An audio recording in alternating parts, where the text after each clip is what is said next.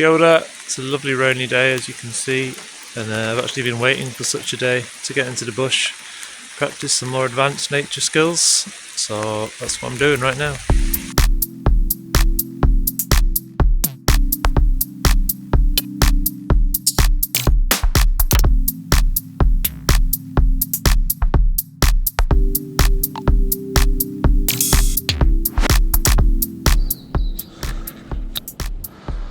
So this is mahui, before I just start snapping dead branches off.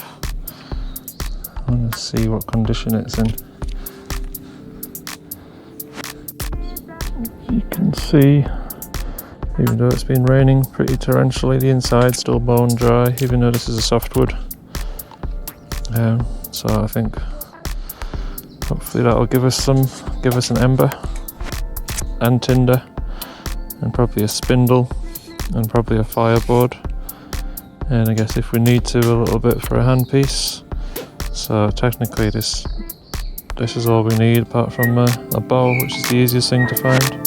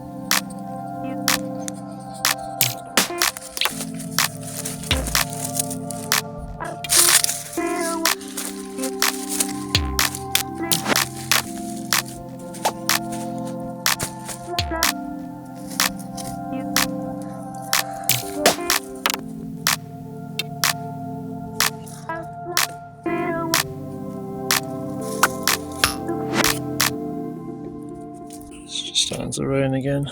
Show you my fire. So it's actually off the ground, and then there's these beautiful grasses close by. Look across my ceiling.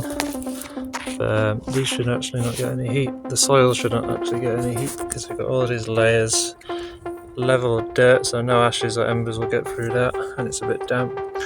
Bigger stuff, that's what we call an upside down fire. Nice dry pad, because everything's wet we need extra smalls. And then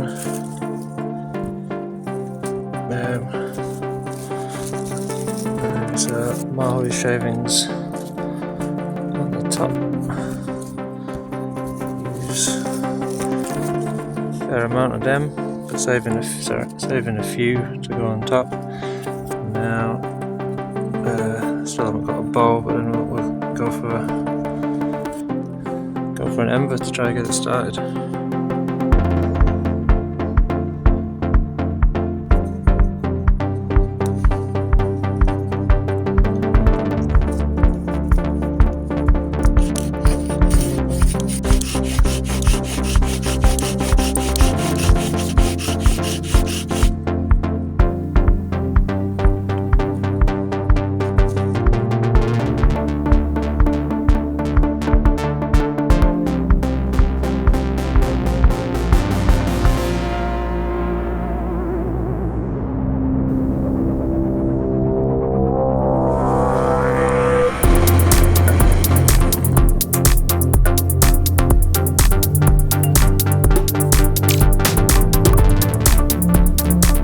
Do too much with this now. It should just burn its way through our tinder, drying out our kanuka smalls before catching them, which will in turn dry out the bigger sticks, which are like a finger thick underneath, setting them on, and therefore, so on, burning its way down there. So now I've got heat got warmth, I can dry my clothes, I can dry any materials I need, even if I'm out in the rain, building a shelter, getting wet, like I'm already pretty soaked. I've got this dry heat source to return to.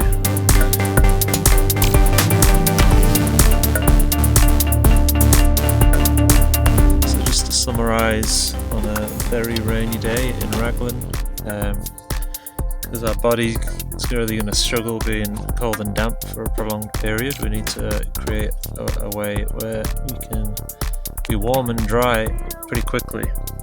And so we found one stick of mahui. It doesn't need to be mahui, but mahui is the best to be said, and the smell of this when it burns is magic.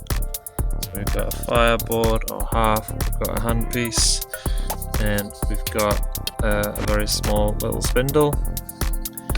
We made a bow. The shavings from carving them we used as our tinder. We made a fireplace, an upside down fireplace, which is on an island off the ground, so it's not affecting the soil or plants around it. It's keeping them really safe, and it also means we can pick it up and move it to a different spot pretty easily if we need to. And I've made temporary shelter using my jumper on a framework of sticks up there, and I've used my t-shirt to keep our tinder and carved fire kit dry whilst I'm not here. Dry in there so none of the moisture from the air gets in there. And we've made fire, and that's what we've done. But the real point is, I can teach anyone how to make a fire with traditional techniques. But we don't all need to know how to make fire. What we would need to know is the impact of everything we do. It's not necessarily how do we survive as humans, as individuals, but how do we survive as one, as a planet. And that's the harder thing to teach. How can we care about every single step that we take when we're in nature? And that is what Kuratao is about, and that is what my life's work is about. And using mediums such as fire skills and bushcraft and play and stories, different mentoring techniques, I try and access these conversations and this Whaingaroa, this constant inquiry as we take this journey through this beautiful world and keep growing as a planet. So that's what I'm all about. I hope this video was fun and useful to you, and I will see you next time.